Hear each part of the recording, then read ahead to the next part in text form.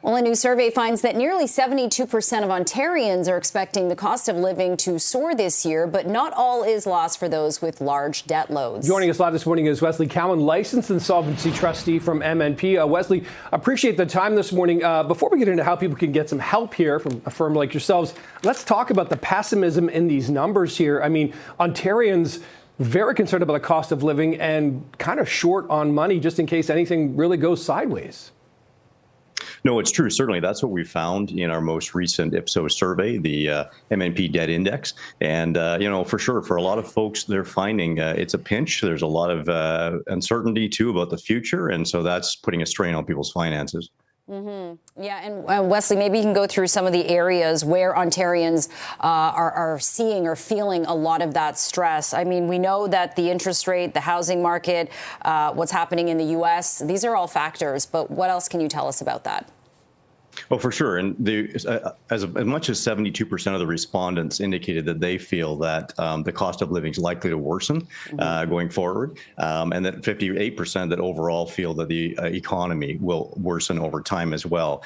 Housing affordability will deteriorate, and just more pressure from rising inflation and even possibly rising interest rates, even though we've seen the Bank of Canada maintain the current rate for quite some time now. As well, of course, people are concerned about the relationship with the U.S. and the potential fallout from that. So that's another factor as well.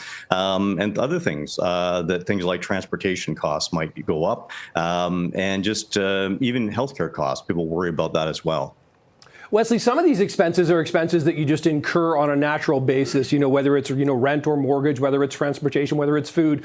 Those are kind of like your fundamental basics. But when you go through with the people you work with, they're sort of balance sheets, as it were. What are some of the common mistakes you see? I mean, do people even have a real sense of where they're spending their money, maybe not as well as they perhaps should be?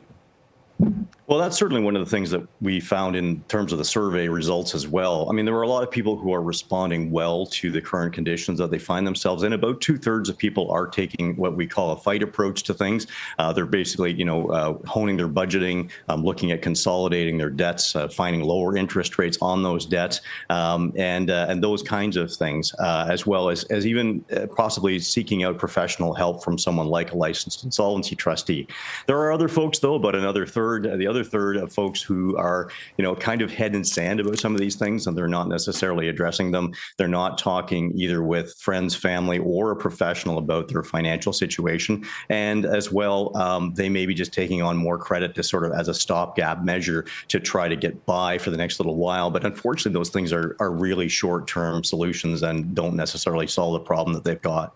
Mm-hmm. Yeah. And Wesley, you talk about, fighting back by taking action, managing their budget. But you also mentioned that kind of flight response, which is when they freeze or just kind of bury their head in the sand and kind of pretend that everything's OK, or not seek the help from people such as you. So why do you think there is still this stigma for people to talk about their finances and seek professional help from, people who work for the government, services that are free, correct? Oh, absolutely. So if someone wants to consult with a licensed insolvency trustee, it is a free consultation. We go through all the options that they have and try to help them find the path to the best solution possible. But I think for a lot of folks, it's just a matter of, we feel responsible for the things, for our lives and for the choices we've made. We want to try to fix it on our own, and I certainly can appreciate that. But, there comes a point where you do need to get some help sometimes. And, there is unfortunately, a lot of shame and embarrassment about these things. So people have a hard time reaching out sometime, and we would certainly encourage people to do so when they find themselves in a position of high stress and when they're finding that they're unable to, pay everything that they can in a month. Okay, Wesley Cowan, licensed insolvency trustee, MNP. Thank you so much for your time this morning. Appreciate it. Thanks, Wesley. Thanks for having me.